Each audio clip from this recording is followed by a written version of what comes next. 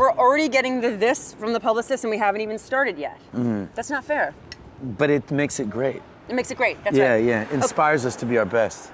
Don't you feel like you're always being your best? How could you always be at your best? Would that if you're be too always exhausting? at your best, you'd be like, I don't know, Dudley Do-Right and, Pollyanna, right?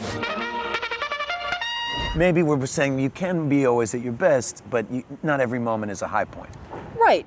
It is a very strange moment for me right now because I just had my birthday. Happy right? birthday. Thank you. Yeah. And 28 is a good year. no, I turned 43. 42, 43. I remember when I turned 16, my mother gave me this book. It was Laurence Olivier's book on acting. He spoke so passionately about performing Shakespeare. And here I am on my birthday, and I was thinking about the birthday present that I got from my mom. It's still sitting on my shelf. And I'm doing Macbeth at Lincoln Center.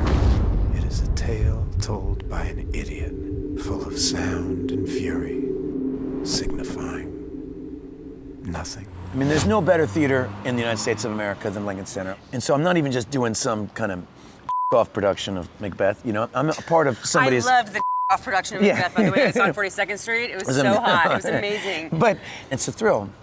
And then at the same time, you have to not just constantly pinch yourself. You actually have to do a good job, You have to do the work. Okay, so here's the question. What is it about these characters? Macbeth is one of the most enduring characters in all of literature, in all of theater. It is done again and again and again. It's the first anti-hero.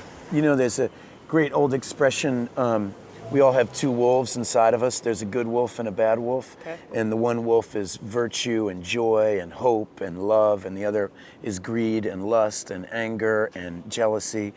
And you wonder which wolf is going to win this fight, and it's whichever one you feed, right? And Right. Macbeth feeds the wrong wolf. Out, brief candle. On any given day, how often are your wolves fighting each other?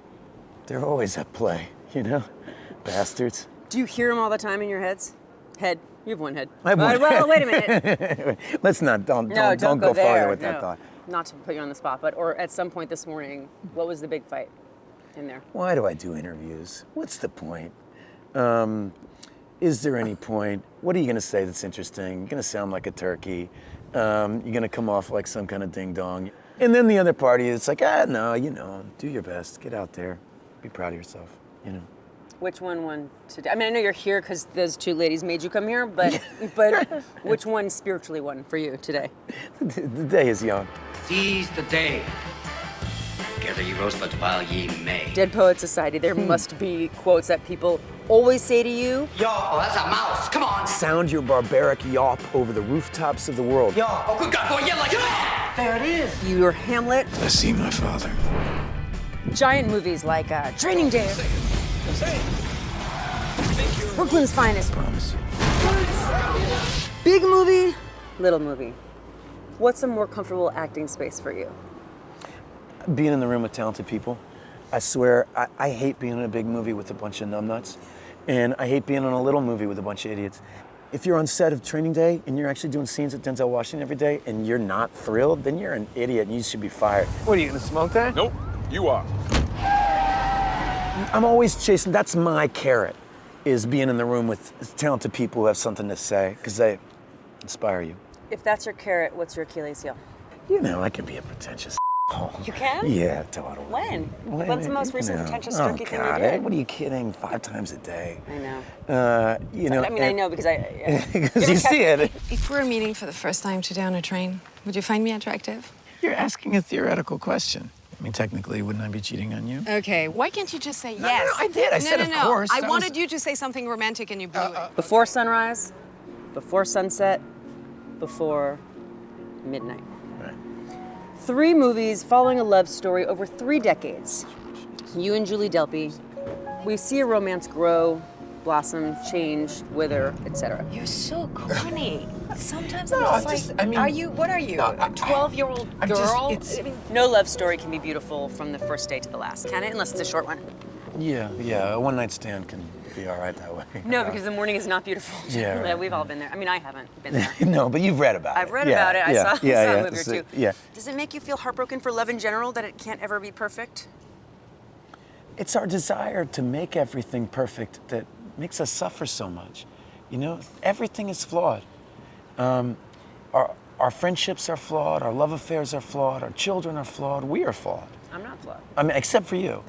And we gave ourselves a goal with this movie before midnight, which is what if we could make a romance that was sincerely optimistic and full of love and didn't have one lie in it? But sometimes I don't know. I feel like you're breathing helium and I'm breathing oxygen. What makes you say that? Look, it's the lowest grossing film trilogy of all time, okay? Yeah, So however, when I say very people, highly rated, beloved. yeah, you know, we have our certain fans, and I think that the reason why the few people who have liked it is because it doesn't have a lot of lies in it, and because Julie and I write the whole movie together. So she helps shape that character, and I help shape Celine, and we all kind of do this project together. A lot of movies that are romantic either have a kind of female agenda or have a male agenda. And this one is really a push-pull. And I think that the movies gain strength because of that. What about me would you like to change? That's another one of your can't win questions. I'm not answering that. Is there anything I didn't ask you about? And I know you've been asked every question ever, but that you've really wanted to address. The weird thing is when I was younger, I had all these ideas I wanted to say, or you get on TV and you'd want to spout some political view or something, or you have some thing you feel like you have to offer.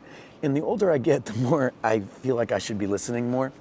And I hear you. I know. so when people ask me, do I have anything to say? I think, no, I already wish I said less.